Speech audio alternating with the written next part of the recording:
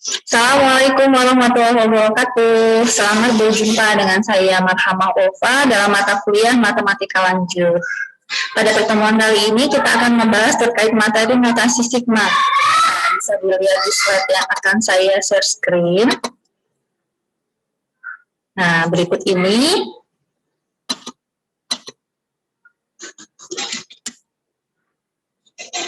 Pertama yang akan kita bahas adalah terkait barisan, karena dalam materi ini ada barisan. Nah, suatu fungsi yang daerah asalnya hanya terdiri dari barisan bilangan bulat positif atau himpunan bagian dari bilangan bulat disebut barisan. Nah, dalam hal ini saya anggap barisan pertama itu A1, kemudian A2, A3, dan seterusnya. Atau bahkan bisa jadi bentuknya angka 1, 4, 9, 16, dan seterusnya. Jadi secara garis besar barisan itu seperti ini ya. Kita tidak membahas lebih banyak terkait jenis-jenis barisan karena kita fokusnya hanya pada notasi sigma. Berikutnya, nah notasi sigma ini merupakan penjumlahan dari barisan-barisan tersebut. Sehingga misalnya kita mendapatkan suatu jumlah 1 pangkat 2 ditambah 2 pangkat 2 ditambah 3 pangkat 2 dan seterusnya sampai dengan 100 pangkat 2. Nah ini kan jumlahnya sangat banyak ya. Untuk menjumlahkannya biasanya lebih mudah kita gunakan konsep notasi sigma, tidak dengan dijumlahkan manual. Nah, misalnya contoh yang kedua, yang B, ada A1 tambah A2 tambah A3 sampai dengan AN. Nah, kedua bentuk ini akan lebih sederhana penulisannya, lebih mudah perhitungannya jika kita ubah bentuknya sebagai berikut. Nah, ini bentuk seperti ini adalah bentuk sigma. Jadi, dibaca sigma I pangkat 2, jadi angkanya 1, 2, 3, pangkat 2 ini saya misalkan dengan I, sigma I pangkat 2 dengan I sama dengan 1 sampai 100, karena angkanya dimulai dari 1 sampai 100. Kemudian yang B, dimulai dari sigma AI, karena dia A1, A2 ya, jadi AI dengan I dimulai dari 1 sampai N. Seperti ini, penulisannya lebih sederhana dan juga lebih mudah. Kemudian, nah, seperti yang saya sebutkan tadi ya, bentuk seperti ini adalah huruf sigma Yunani yang menyarankan kepada kita untuk menjumlahkan. Jadi jika kita bertemu dengan bentuk seperti ini, berarti maksudnya adalah kita diminta untuk menjumlahkan atau menambahkan semua bilangan sesuai indeks I, dimulai dari bilangan paling bawah, dimulai dari bilangan terkecil sampai bilangan yang paling atas terbesar. Nah ini contohnya, misalnya sigma BI dengan I dimulai dari 2 sampai 5. Karena I itu dimulai dari 2, maka kita mulai dari B2, tambah B3, tambah B4, dan seterusnya. Sampai dengan B5. Kenapa sampai B5? Karena batas atasnya adalah 5. Udah ya? Nah, contoh yang berikutnya, misalnya sigma 1 per J, jadi angkanya tidak harus selalu I, yang hurufnya maksudnya tidak selalu I, bisa jadi B, C, D, dan huruf yang lain. Untuk soal yang kedua, saya misalkan sigma 1 per J dengan J dimulai dari 1 sampai N. Berarti J yang di bawah sini kita ganti dengan angka 1, 2, 3, dan seterusnya sampai N. Jadi 1 per 1, tambah 1 per 2, tambah 1 per 3. Ini bentuk penjabarannya ya. Penjabarannya kita jabarkan sampai 1 per N. Kemudian yang C, sigma K sama dengan 1 sampai 4. Dengan K dibagi K pangkat 2 per 1. Nah, K-nya berarti diganti dengan angka 1. Untuk yang pertama, 1 dibagi 1 pangkat 2 per 1 plus. Untuk angka yang kedua berarti K-nya diganti 2. Untuk angka yang ketiga, K-nya diganti 3 sampai dengan yang paling atas. Yang paling atas angkanya 4. Berarti K yang terakhir sampai dengan K-nya kita ganti dengan 4. Kalau mau dijumlahkan boleh tidak? Ya boleh, silahkan. Berarti kalau kita jumlahkan, ini 1 per 2, ditambah, ini 2 per, ini 4 tambah 1, 5, 2 per 5, ditambah, ini berarti 3 per 10, ditambah, ini berarti 4 per 17. Kemudian kita samakan penyebut dan seterusnya. Itu kalau kita pakai manual ya. Nah, contoh yang keempat, sigma I sama dengan N sampai dengan N, I sama dengan 1 sampai dengan N, ya, konstanta dia. angka. Kalau angka berarti C tambah C sebanyak N suku. Kenapa nggak diganti C1, C2, C3? Karena di sini hurufnya hanya C saja. Sedangkan di sini I sama dengan 1, jadi nggak ada I-nya.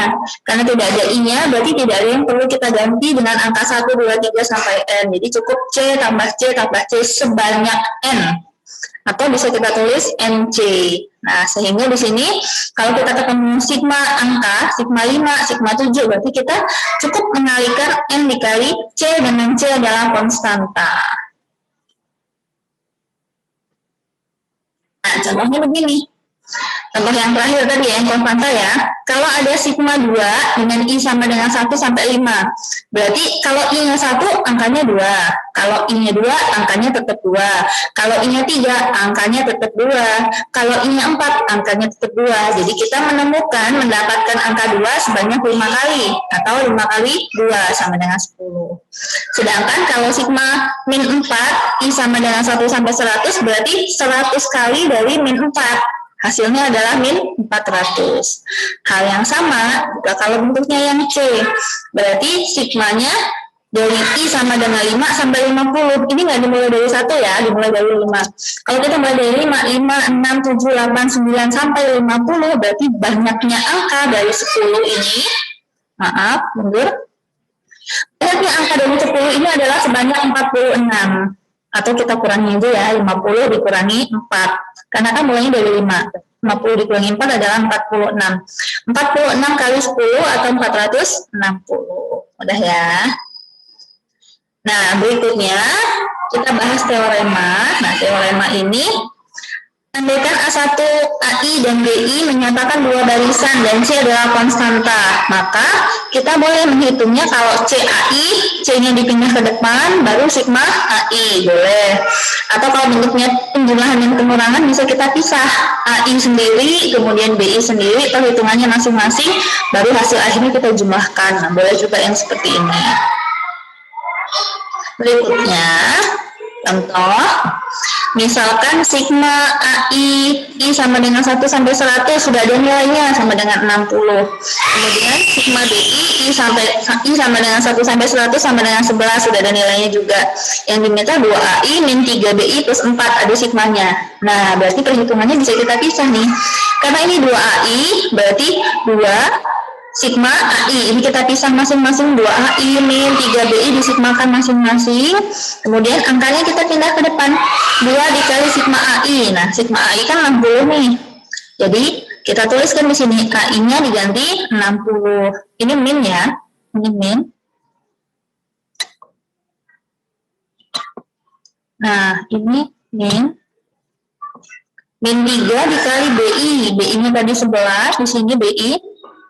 Jadi ini diganti 11 ditambah sigma 4 I sama dengan 1 sampai 100. Jadi kalau ada kata 4, I-nya dimulai 1 sampai 100 berarti 100 kali 4. Sehingga kita peroleh hasil totalnya adalah ini 120 dikurangi 33 ditambah 400. Nah, hasil akhirnya adalah 487. Udah kan? Nah, yang perlu kita lebih fokuskan adalah jumlah khusus. Nah, jumlah khusus ini kalau kita mendapati misalnya ada bentuk sigma I sama dengan 1 sampai dengan N. Dengan I itu 1 tambah 2 tambah 3 dan seterusnya sampai N. Nah, bentuk seperti ini lebih mudah kita hitung dengan menggunakan ini. N dikali N plus 1 per 2. Ini lebih sederhana, sangat mudah kita menghitung dengan rumus ini. Kemudian, kalau bentuknya pangkat 2, I pangkat 2, berarti kan jadi 1 pangkat 2, tambah 2 pangkat 2, tambah 3 pangkat 2. Kalau angkanya ada banyak kan susah tuh menghitungnya, maka lebih mudah kita gunakan rumus yang ini. Nah, hal yang sama juga dengan I pangkat 3. Nah, ini kalau I pangkat 3 lebih mudah kita gunakan rumus yang ini.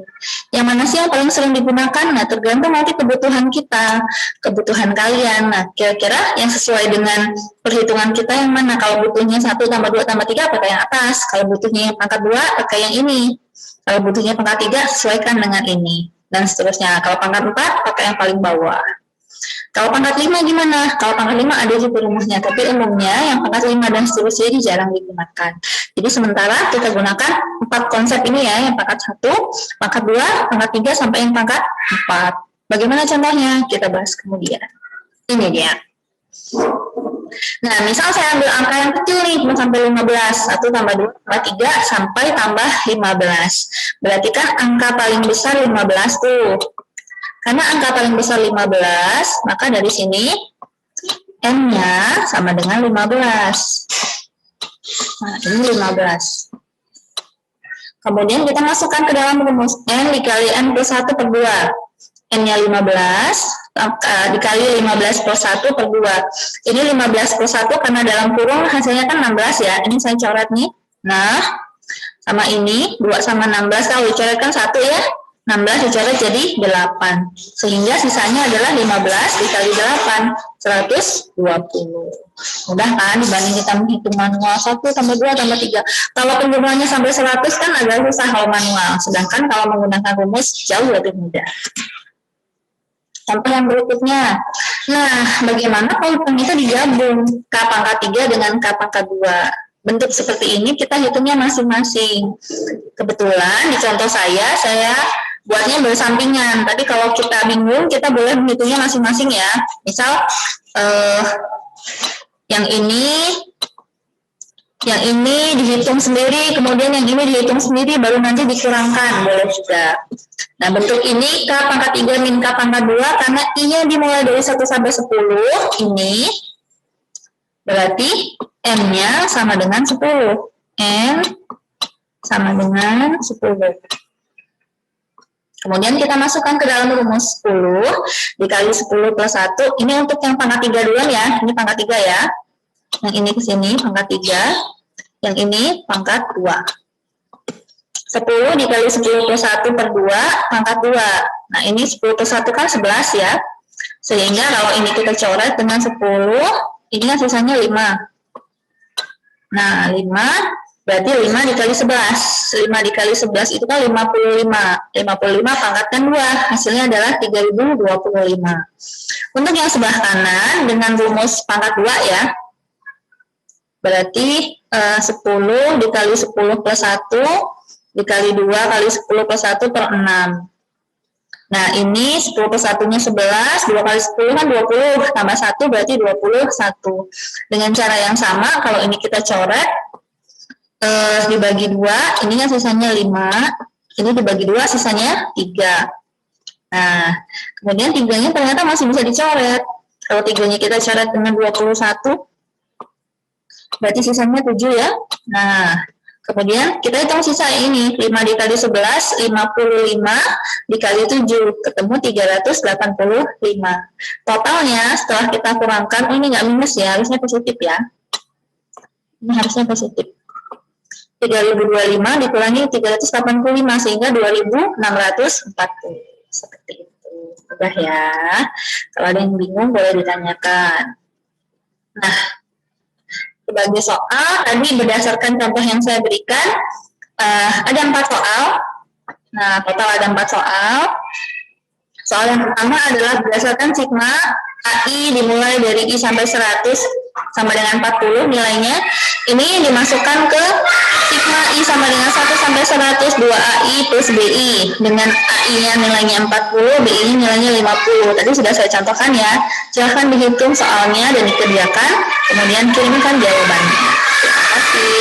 Assalamualaikum warahmatullahi wabarakatuh.